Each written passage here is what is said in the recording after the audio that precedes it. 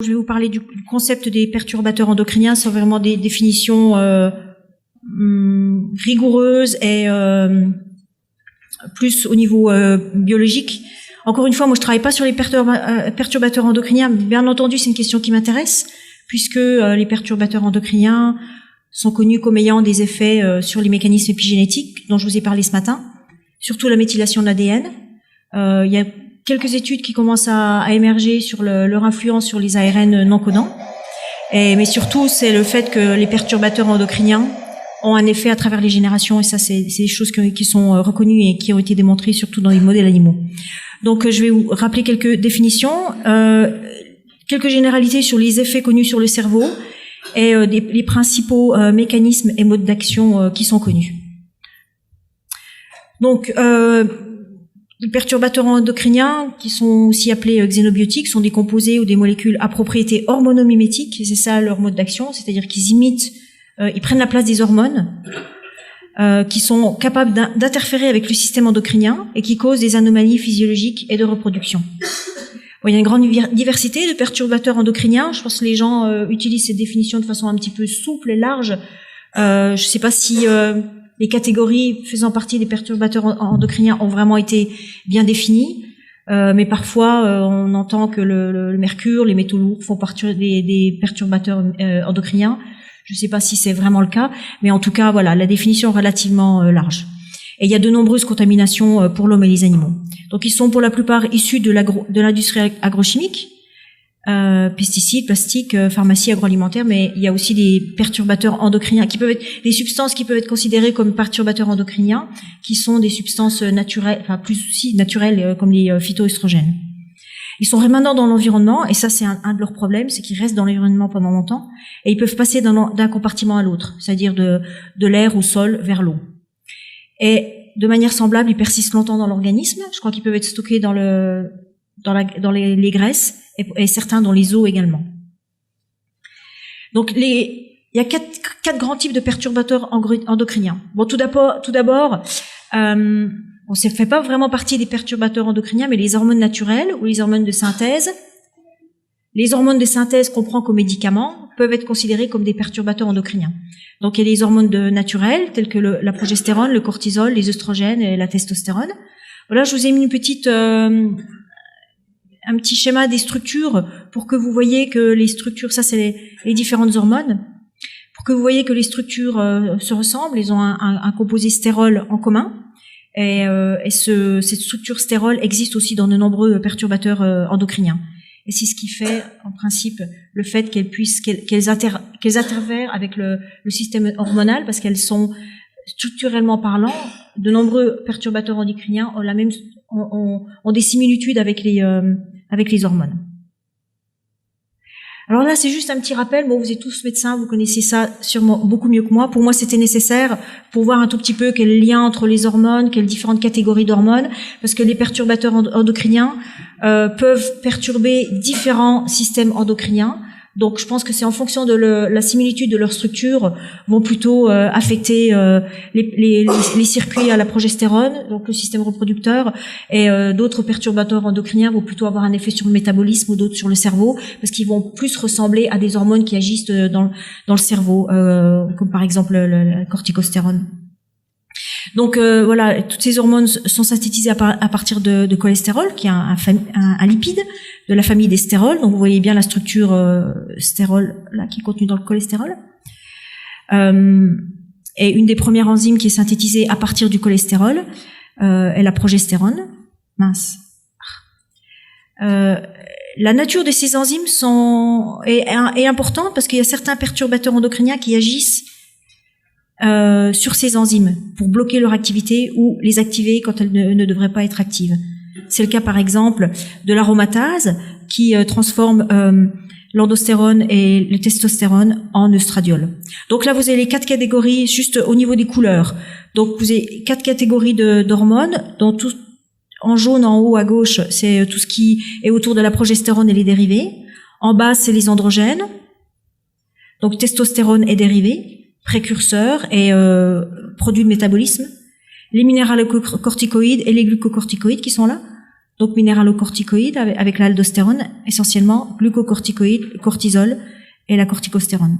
Et en bas, vous avez les œstrogènes, donc les hormones féminines.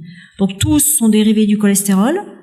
Et la première, comme je disais, est la progestérone qui va donner naissance à la corticostérone par différentes enzymes.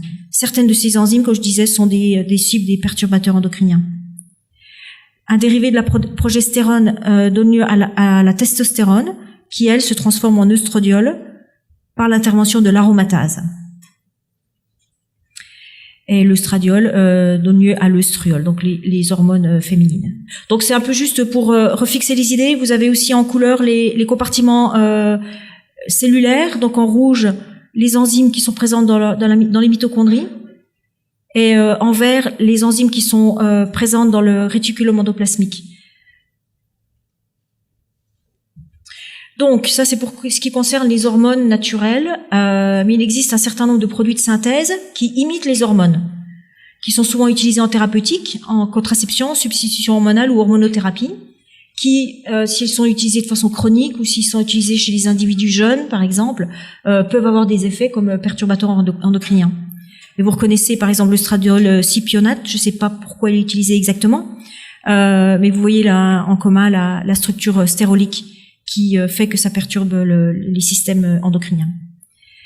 Les phytoestrogènes ont également en commun leur structure, et il y en a deux, en particulier l'isoflavone et le coumestan, qui sont présents dans de nombreuses plantes, comme le soja et la luzerne. Et la quatrième catégorie est le type de perturbateur endocrinien purement chimique. Ce sont des produits chimiques ou des sous-produits industriels. Alors là, il y a plus de 1000 produits. Vous avez sûrement déjà entendu parler hier, aujourd'hui. Les produits de combustion qui comprennent la dioxine, le furane, hydrocarbures, aromatiques polycycliques. Les produits industriels, comme les phtalates, le bisphénol A. Les organochlorés, DTT, chlordécone, qui sont utilisés dans les phytosanitaires. Les parabènes et tous les conservateurs utilisés dans les cosmétiques. Ça, les cosmétiques, je ne sais pas si c'est... je pose ma question là aux gens qui sont beaucoup plus dans les perturbateurs endocriniens. Je ne sais pas s'il y a vraiment une connaissance des effets des cosmétiques comme perturbateurs endocriniens. En général, on parle des pesticides, des composés chlorés, mais si on considère que les cosmétiques peuvent être des perturbateurs endocriniens, c'est assez inquiétant, je trouve. Parce que c'est normal pour les filtres solaires. Ouais. Mais ce sont des perturbateurs de faible action. D'accord, oui, puis qui sont locaux, il faut qu'ils traversent la peau. Les parabènes sont des produits naturels qu'on retrouve dans toutes les plantes. Oui. Et ce sont des molécules antioxydantes des plantes et leur pouvoir œstrogénique est vraiment très très faible. D'accord. Et c'est surtout ceux qui ont des chaînes qui sont ceux qui ont des chaînes courtes, méthyle, éthyle, sont absolument pas dangereux. Mais on a mis tout dans le même sac et ça, c'est un peu fou. Oui, voilà. Comme pour les phtalates, comme oui. Manque de connaissances scientifiques là. C'était exactement l'impression que j'ai eue en faisant toute cette littérature, c'est que il y a un peu tout et n'importe quoi. Il y a des choses qui sont classifiées dans les perturbateurs endocriniens. Bon, je comprends qu'il y ait peut-être un manque de connaissances, mais c'est important de pas considérer que tout ce qui est potentiellement toxique agit par les mêmes mécanismes. Absolument, tout à fait. Bon, la dernière catégorie est l'étain et les dérivés utilisés dans les solvants. Non, ça c'est pas vrai. Ça c'est pas vrai. Non. Ah d'accord. Ça fait pas partie des dérivés de l'étain, c'est le tributylétain qui est utilisé pour mettre dans la coque des navires pour empêcher les mollusques de s'y fixer parce que ça leur fait changer de sexe. D'accord. Et donc c'est un anti-flowing. Ça s'appelle tributylétain. D'accord, donc parce que les solvants sont des produits, tout moins la majorité des solvants, sauf l'eau bien sûr, sont des produits organiques. Donc on voit pas qu'est-ce que l'étain irait faire là. D'accord.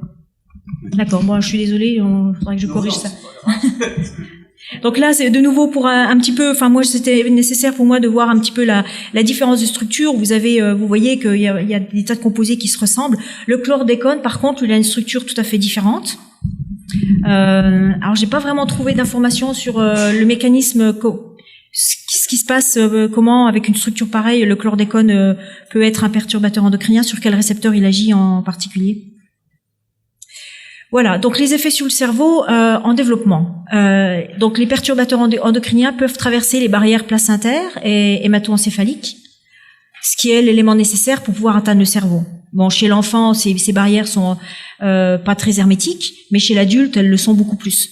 Donc si ces perturbateurs sont capables de traverser, ensuite ils ont accès, ça veut dire qu'ils ont accès sur le cerveau au cours du développement, mais également chez l'adulte.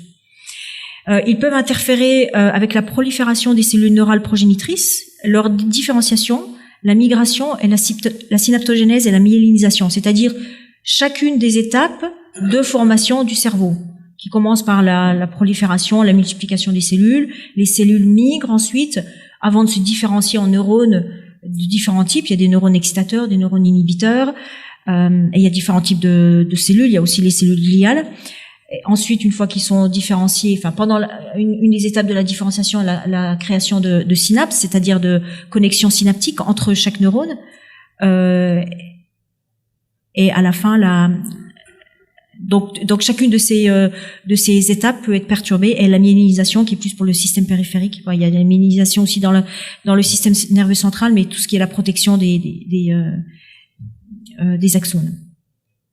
Donc ils interagissent avec les systèmes endocriniens et neurotransmetteurs, c'est-à-dire tous les systèmes qui permettent de faire passer le signal dans le cerveau, que ce soit le système glutamatergique, dopaminergique, sérotonergique, les systèmes utilisent à base d'adrénaline et noradrénaline également. Donc en fait, ce qui indique que leur action sur le cerveau est générale. C'est pas restreint à un système de neurotransmission, c'est quasiment tous les systèmes de neurotransmission. Et ces systèmes de neurotransmission sont essentiels pendant le développement et à l'adulte pour les fonctions du cerveau. Donc les principaux modes d'action dans le cerveau, en tout cas, je pense que c'est le cas pour d'autres organes, c'est-à-dire qu'ils interagissent, ils peuvent perturber non seulement la synthèse des hormones, mais aussi leur transport et leur métabolisme. Ils peuvent perturber aussi la liaison des hormones aux récepteurs.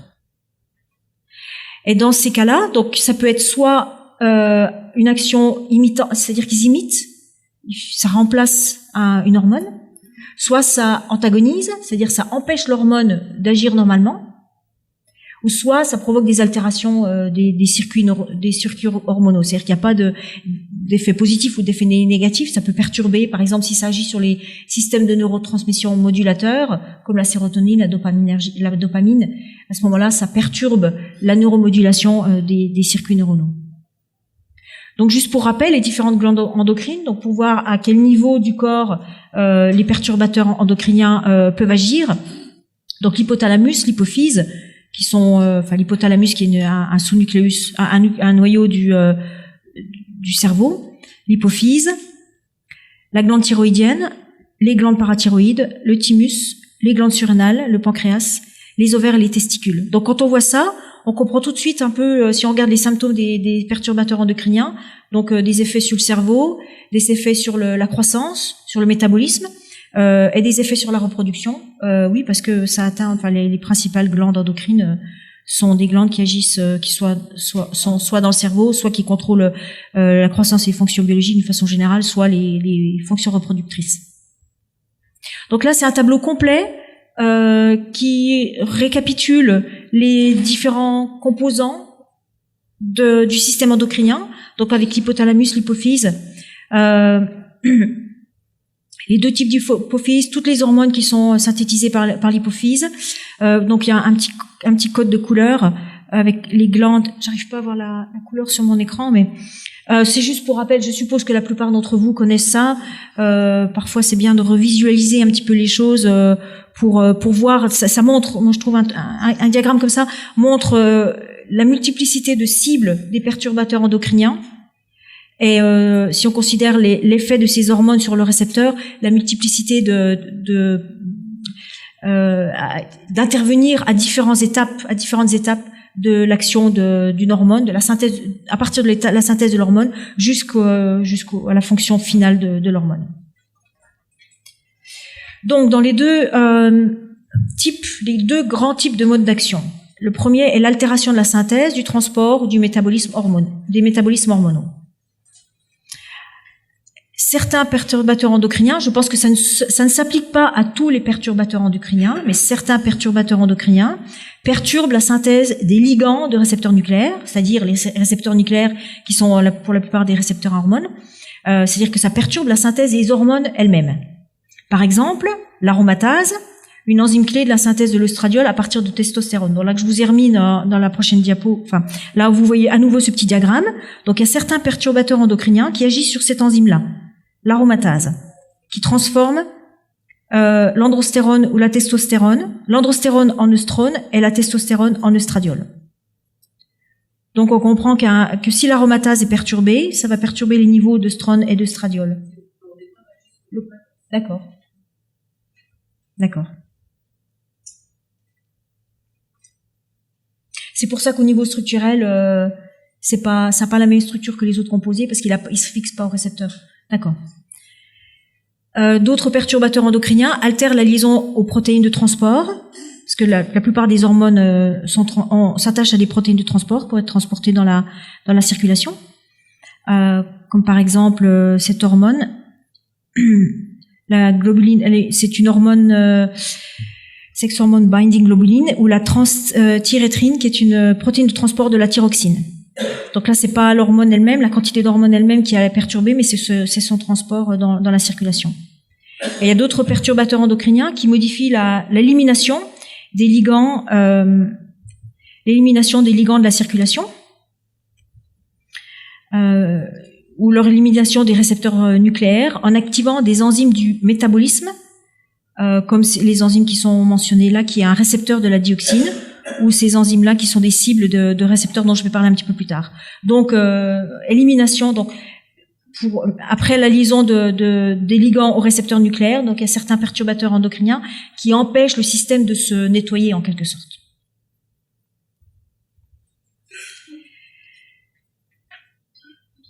Voilà. Ça, c'est pour le deuxième type de mode d'action, donc la liaison aux récepteurs d'hormones. Donc là, on a vu la synthèse d'hormones, le transport de l'hormone ou l'élimination des effets de l'hormone. Il y a un autre gros type de mode d'action, c'est la liaison directe aux récepteurs d'hormones. Donc ça, je vous ai indiqué là les principales cibles. Donc, les stéroïdes avec leur cible classique, vous avez l'abréviation de chaque récepteur ici, et les perturbateurs endocriniens qui peuvent agir sur quasiment tous les récepteurs, que ce soit les récepteurs œstrogènes, les récepteurs androgènes, les récepteurs glucocorticoïdes, minéralocorticoïdes. Ces récepteurs-là qui sont des récepteurs qui sont appelés les récepteurs de la dioxine, les récepteurs de la thyroïde et des récepteurs des rétinoïdes. Et à la fin, je vous parlerai un petit peu des PPAR. Voilà, j'ai une petite question, mais pourquoi le système endocrinien est-il la principale cible des perturbateurs endocriniens? Moi, c'est une des questions que je me suis posée au niveau mécanistique.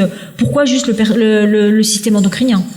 Pourquoi pas un autre type de système biologique? Et je sais pas ce que vous en pensez aussi, les spécialistes des perturbateurs endocriniens peuvent nous dire s'il y a d'autres systèmes que le système endocrinien qui est affecté par les perturbateurs endocriniens. Mais je pense que la principale réponse, c'est l'analogie de structure. C'est que la plupart des perturbateurs endocriniens ont des structures qui sont semblables aux hormones.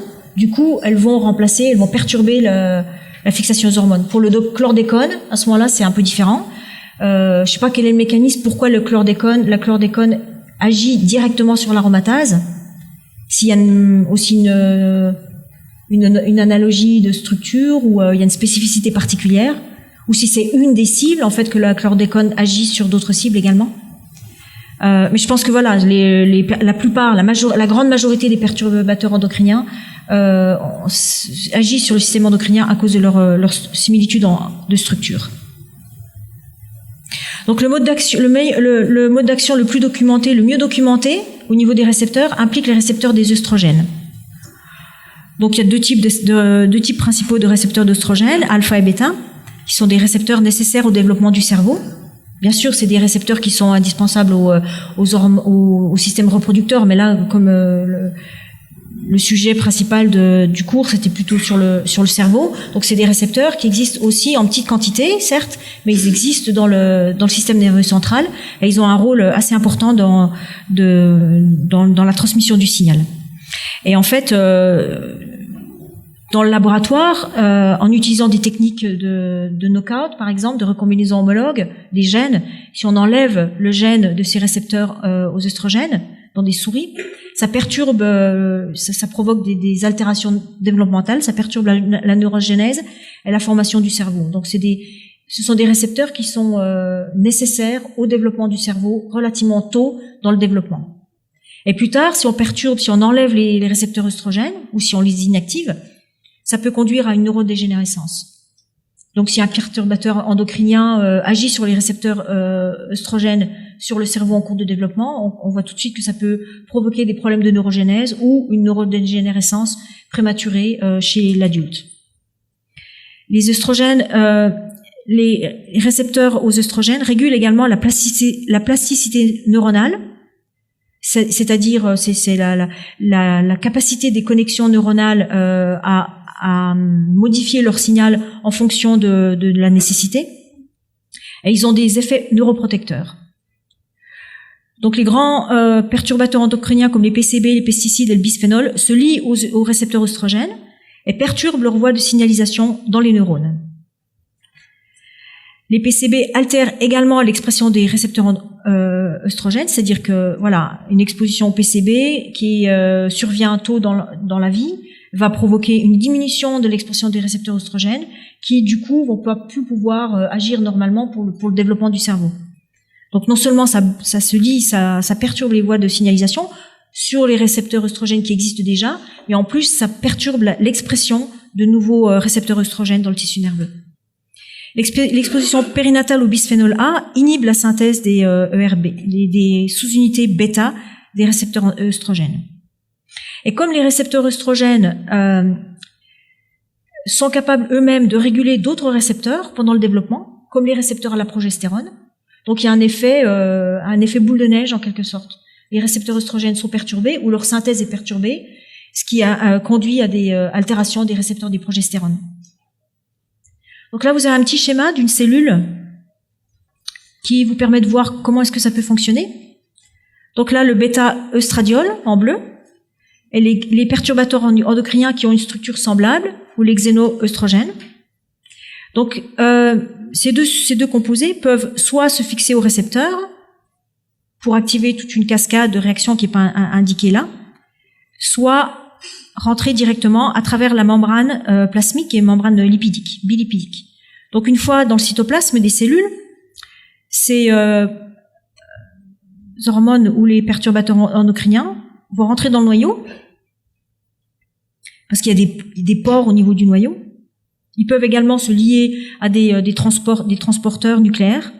Donc ils vont rentrer dans le noyau et vous voyez le bêta-œstradiol va se lier avec son récepteur, qui est un récepteur nucléaire.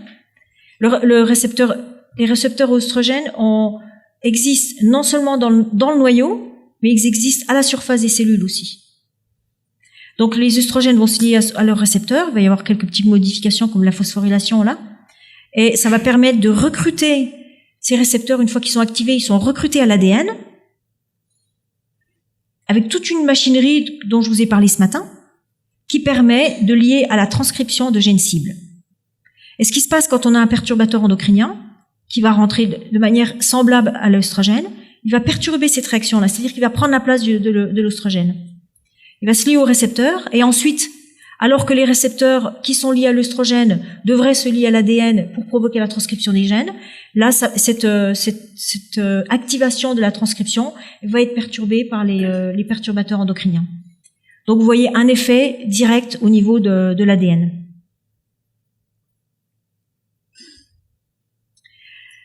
Un autre type de récepteur qui est peut-être un petit peu moins connu mais qui est extrêmement important, ce sont les récepteurs qui sont appelés récepteurs aux hydrocarbures. Ce sont des récepteurs qui existent naturellement dans l'organisme. Je ne sais pas si leur rôle est vraiment connu. En tout cas, dans l'organisme, ce sont des récepteurs qui sont activés par les indoles, les polyphénols et la dioxine en particulier. C'est aussi des récepteurs qui sont appelés récepteurs à la dioxine. C'est un récepteur qui est normalement inactivé dans l'organisme, mais qui est bloqué parce qu'il est bloqué par des protéines chaperones, mais qui peut être activé et qui ensuite, une fois qu'il est activé, agit comme facteur de transcription. C'est-à-dire un facteur qui est capable de se lier au gène pour recruter la machinerie de transcription et activer la synthèse d'ARN à partir de l'ADN. Donc, si on veut lier ça au système nerveux central, ces récepteurs AHR, Ils sont nombreux, très nombreux à la surface des cellules neuronales progénitrices, et leur activation par la dioxine perturbe la prolifération de ces cellules. Et la prolifération est perturbée parce que les gènes qui sont nécessaires à la prolifération des neurones ne sont pas activés. On a un petit schéma là. Donc à nouveau, on retrouve notre cellule avec la membrane plasmique, le cytoplasme, le noyau avec les pores nucléaires, et on voit là les perturbateurs endocriniens, donc la dioxine et PCB, et on voit là le récepteur dont je viens de vous parler. Donc ce récepteur, il est abrégé AHR, et vous voyez qu'il est associé à toute une série de protéines là, qui sont des protéines chaperones. Donc il existe dans le cytoplasme ce récepteur, et il est bloqué parce qu'il est lié par toutes ces protéines. Donc le perturbateur endocrinien, la dioxine par exemple, lorsqu'elle va se fixer sur le récepteur, va provoquer la libération de ces protéines bloquantes. Donc les protéines bloquantes vont être éliminées, ce qui va activer le récepteur. Et c'est une activation anormale en fait, puisqu'il devrait continuer à être bloqué par les protéines chaperones. Et ce récepteur est capable de se lier à un autre type de récepteur pour se fixer sur l'ADN. Et de nouveau, il y a une intervention au niveau transcriptionnel. Ça va ça perturbe la transcription de gènes. Et ces gènes, c'est pas n'importe quel gène, parce qu'il doit y avoir des séquences spécifiques de ce complexe AHR-ARNT. Donc, ce complexe-là qui est pathologique, qui est dû à l'entrée de la dioxine dans la cellule, il va activer des gènes qui normalement ne devraient pas être actifs. Et par exemple, il y a des gènes du métabolisme des xénobiotiques. C'est-à-dire, ce sont des gènes qui permettent la synthèse d'enzymes qui favorisent le métabolisme, qui favorisent l'élimination de ce complexe. Donc en fait, ça entretient le système, parce que non seulement le système est complètement perturbé, mais en plus, il est capable de faire fabriquer des protéines qui permettent d'éliminer ça, donc qui permet de nettoyer la cellule pour qu'on puisse recommencer à nouveau. Donc c'est une un double effet. En plus de ça, de la synthèse de gènes qui favorisent l'effet des dioxines, il y a également la formation de ce complexe qui provoque la dégradation, ces complexes ubiquitinaires, ça provoque aussi la dégradation des récepteurs. Donc c'est vraiment un système qui est fait pour s'amplifier, s'entretenir lui-même. Bon, j'ai une petite question. Dans quel compartiment cellulaire agissent les perturbateurs endocriniens? Je pense que c'est important d'être conscient de ça pour pouvoir ensuite avoir une vue complète de leurs effets. Donc, je ne sais pas ce que vous en pensez. Dans quel compartiment cellulaire? Oui, les mitochondries, je suppose. Là, je ne l'ai pas montré, mais je suppose. Mais là, ce que c'est montré, c'est que ça agit dans tous les compartiments cellulaires. Ça agit au niveau de la membrane, en ciliant des récepteurs. Ça agit dans le cytoplasme, parce que ça rentre soit par le biais des récepteurs, soit en traversant directement la membrane. Et dans le noyau, ça rentre dans le noyau. Mais je pense également que ça doit être dans les mitochondries, dans le réticulum endoplasmique. Je sais pas s'il y a des preuves biologiques qui le démontrent.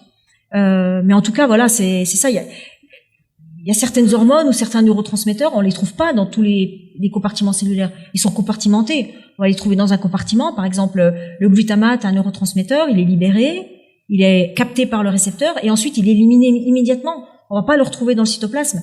Ça, ces perturbateurs endocriniens, on les trouve partout. Donc, ils ont accès à toute la machinerie cellulaire en quelque sorte.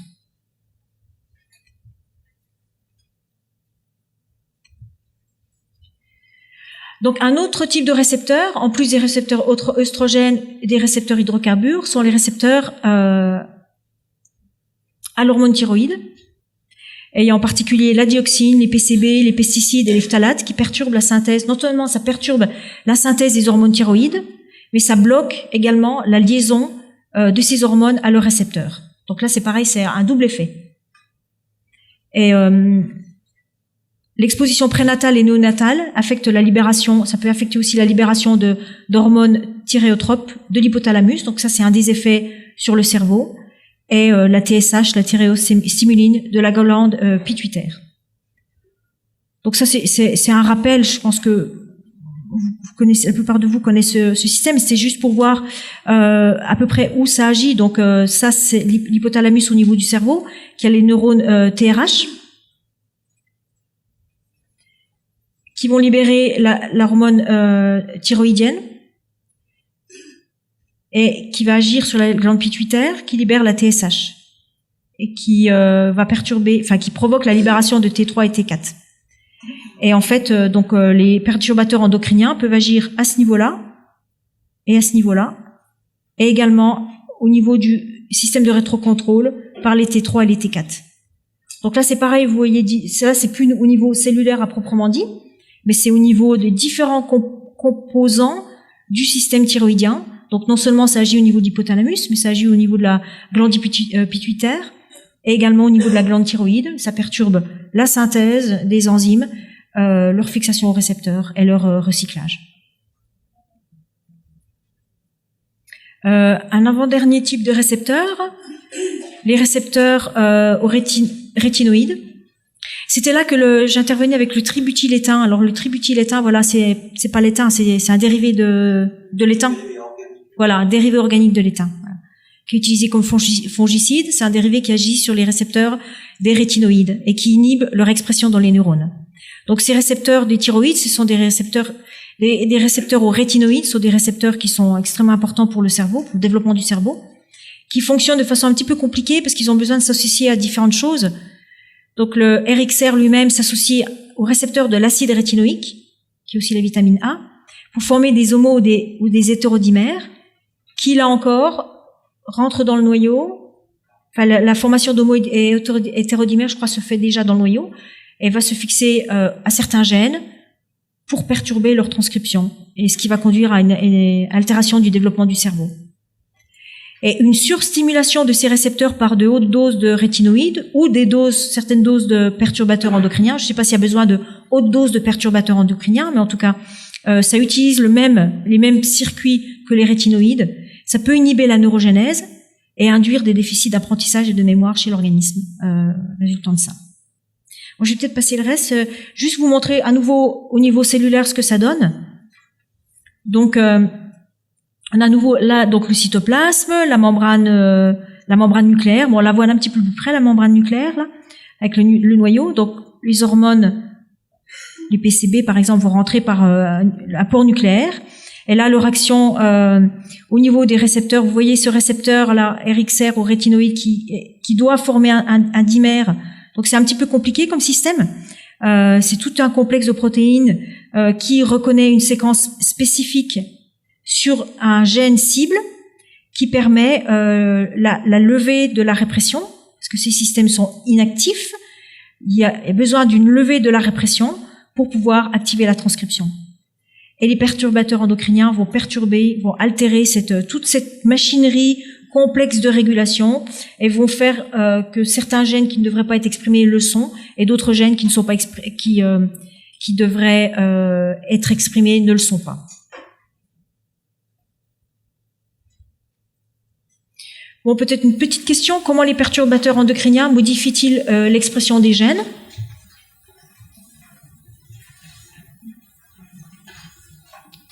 Je vous ai montré que ça modifie. Une des modifications principales, c'est qu'ils interagissent avec la machinerie transcriptionnelle. C'est-à-dire qu'un gène, comme je vous ai montré ce matin, la chromatine a besoin de se détendre pour pouvoir l'ouvrir. Il y a toute une machinerie qui est recrutée sur la chromatine, avec des facteurs de transcription, etc., qui permettent d'activer la transcription. Et de nombreux perturbateurs endocriniens agissent au niveau de la transcription. C'est-à-dire qu'ils empêchent la machinerie transcriptionnelle, ils empêchent la lecture du gène et l'utilisation du gène pour synthétiser de l'ARN et plus tard qui devient des protéines. Donc c'est un effet qui est à la base, c'est à la source de l'activité des gènes.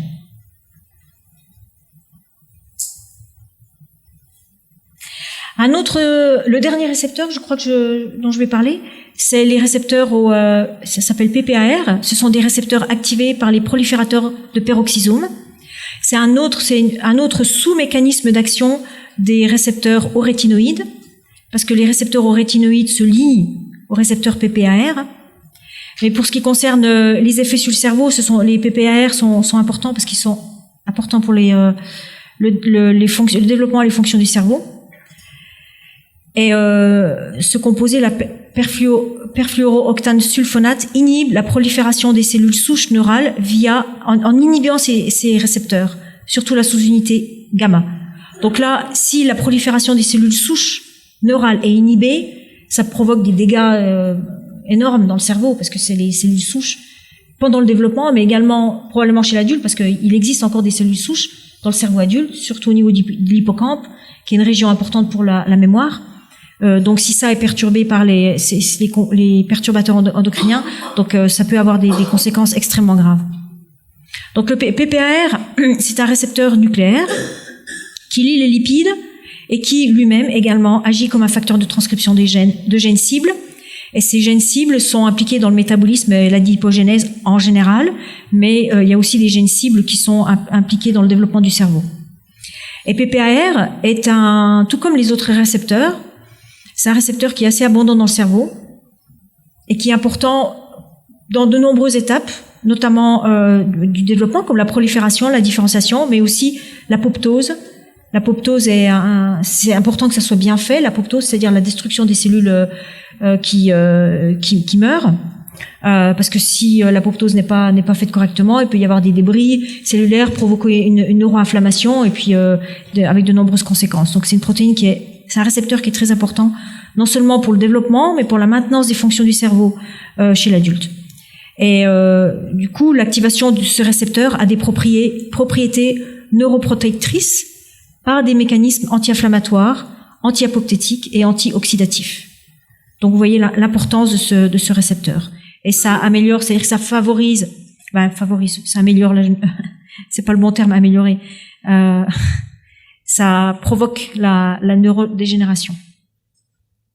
À nouveau un petit schéma pour bien fixer les idées. Donc la cellule membranaire, là, le noyau. Vous voyez, donc c'est un récepteur qui est activé par les lipides. Donc voilà les lipides qui se fixent sur le récepteur. Le récepteur va ensuite être transporté dans le noyau pour se fixer sur un gène cible. Je vous ai dit qu'il était capable de former des complexes avec le récepteur de rétinoïde. Donc voilà, une fois qu'il a formé son complexe sur le gène cible et transcription des gènes. Et ça, c'est toute une cascade de réactions qui est perturbée par les perturbateurs endocriniens. Donc vous voyez globalement les mécanismes, il y a pas mal de points communs dans les mécanismes, même si les perturbateurs endocriniens agissent à différents niveaux, membranaires, cytoplasmiques, nucléaires, mais souvent leur étape ultime, c'est d'agir au niveau des gènes et de perturber leur transcription. Donc là, c'est un petit schéma récapitulatif pour dire que le perturbateur endocrinien se fixe à certains récepteurs comme les récepteurs œstrogènes, alpha ou bêta, RXR, ou je sais plus ce que c'est ça. C'est un autre récepteur œstrogène. C'est une action positive. J'ai terminé dans quelques minutes, ouais. Alors que quand il se lie à d'autres récepteurs comme celui-ci, les récepteurs aux hydrocarbures ou PPARB, c'est en général un effet négatif. Donc un effet duel, c'est ça qui est à retenir aussi, c'est que les perturbateurs endocriniens, ils peuvent profiter,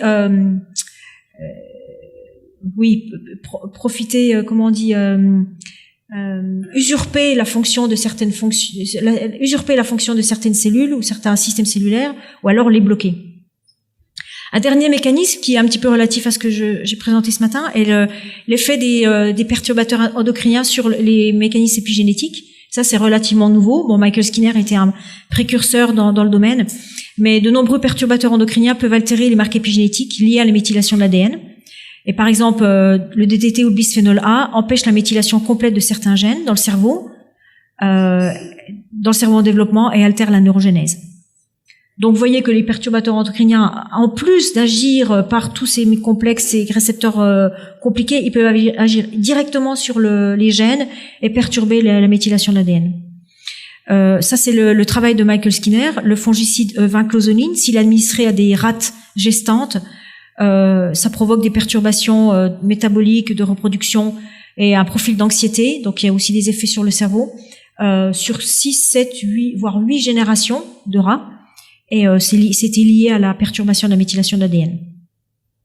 Et ce sont des modifications qui sont présentes dans les cellules germinales. Dans les cellules de sperme, des petits pendant le développement embryonnaire qui ont été exposés par le biais d'administration de la vinclozoline à leur mère ont des marques épigénétiques altérées dans leur cellule germinale. C'est ce qui provoque la transmission à travers les générations.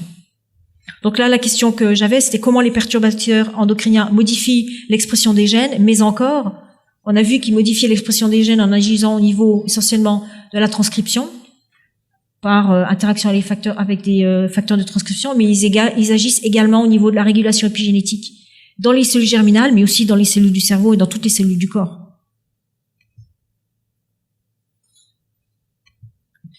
J'avais une dernière diapo, je crois, sur les conséquences sur le comportement, dont j'ai parlé brièvement au début, mais je pense que c'est important. Donc chez l'homme, donc là j'ai fait un petit peu une analyse de la littérature pour voir ce qui était vraiment publié chez l'homme et chez les animaux. Et en fait, il y a pas énormément, je dois dire, il y a pas énormément d'études qui soient rigoureuses et qui démontrent vraiment un symptôme particulier. Chez l'homme, il y a quelques études qui ont montré que l'exposition prénatale au bisphénol A entraîne des perturbations anatomo-fonctionnelles dans le cerveau qui conduisent à des comportements agressifs. Mais ça dépend si c'est chez les garçons, chez les filles, ça s'exprime de façon différente. Il y a une plus grande réactivité émotionnelle chez les garçons et plutôt une tendance anxieuse et dépressive chez les filles. Chez le rat, c'est plus pratique de faire des analyses comportementales chez le rat parce que voilà, on peut doser, mettre des doses différentes, avoir des fenêtres d'exposition différentes. Là, certaines études ont montré que la mémoire était perturbée. Chez la souris, l'exposition fœtale au bisphénol A provoque des effets immédiats, persistants et transgénérationnels sur le comportement social. Donc en plus des comportements agressifs, réactivité émotionnelle, tendance anxieuse, il y a aussi des perturbations des comportements sociaux. Chez la souris, j'ai pas vraiment trouvé d'études convaincantes chez l'homme. Ça veut pas dire qu'il y en ait pas, mais simplement c'est pas, au moment il y a pas grand chose de quantitatif. Et chez le primate, qui est un modèle intéressant, parce qu'il y a pas mal de comportements chez les primates qui sont semblables au comportement humain, plus que les comportements chez les rongeurs. Et l'exposition prénatale à de faibles doses de bisphénol A altère le comportement, des comportements sociaux également, des petits mâles envers leur mère. Et puis c'est essentiellement chez les mâles. Et ça provoque une démasculinisation. S'il y a pas mal de perturbateurs endocriniens, je crois qu'ils font ça. Il y a quelques cas, j'ai même deux, trois collègues biologistes qui ont changé de sexe pendant leur carrière. Il y en a un en particulier qui s'appelle Ben Barres, qui travaille à Stanford en Californie et qui a écrit énormément sur son cas, où il est né en tant que Bernadette Barres et puis il a toujours été très mal dans sa peau et il est devenu Ben Barres au fur et à mesure des années. Il s'est fait opérer. Maintenant, quand on le voit, j'ai vu il y a pas tellement longtemps, on peut pas dire que c'était une femme. Et il a des tas d'histoires à raconter sur sa carrière scientifique par ailleurs, en étant femme et après en étant homme. En tout cas, il a remonté un petit peu dans les archives des traitements que sa mère avait pris pendant la grossesse, et puis elle avait pris du Distilben. Et c'est ce qui a provoqué une démasculinisation et puis altération de la formation des organes reproducteurs. Il a réussi à plus ou moins corriger ça à l'état adulte, mais je crois qu'il était relativement chanceux, étant en Californie, avoir accès à c'était un petit peu plus facile de changer de sexe dans ce genre de pays. Mais voilà, je pense qu'il y a un grand nombre de cas de gens comme ça résultant de traitements anti-avortement chez les mères. Je crois la dernière ou l'avant-dernière, ça concerne les maladies neurologiques et psychiatriques. Donc l'exposition, là encore, les données il y a des papiers, mais je pense qu'il y a encore beaucoup de travail qui serait nécessaire. Mais l'exposition aux perturbateurs endocriniens chez l'adulte a été associée à la dépression, en partie en raison de l'altération du système de transmission de sérotonine. Les pesticides organophosphates, les PCB, le Distilben et le genre orange augmentent l'anxiété, la dépression et les troubles de mémoire. Le DTT a été associé à des déficits psychomoteurs, inattention verbale et coordination. Et il y a aussi d'autres maladies qui ont été liées, mais encore une fois, ce sont des liens plus ou moins directe, la schizophrénie, l'addiction aux drogues. Et là, je vous ai juste mis une liste. J'espère que vous arrivez à lire sur la partie qui est imprimée. Non, on n'arrive pas à lire? Parce qu'il y a des références pour ceux qui veulent lire les papiers ou les revues. C'est assez intéressant. C'est toute une liste, c'est une revue récente, de 2015. Toute une liste des études qui ont été faites chez les animaux et chez les humains, à différents stades de développement, avec différents perturbateurs endocriniens. Donc c'est assez intéressant de voir un peu les résultats. Donc les grandes conclusions, mécanisme d'action multiple des perturbateurs endocriniens est différent selon les composés. Les effets sont différents et plus ou moins sévères en fonction de la période d'exposition, de la dose, de la fréquence d'exposition, du sexe de l'individu exposé. Et les conséquences à long terme peuvent être également différentes, plus ou moins prononcées, mais il y a des conséquences à travers les générations. Voilà, j'espère que ça vous sera utile.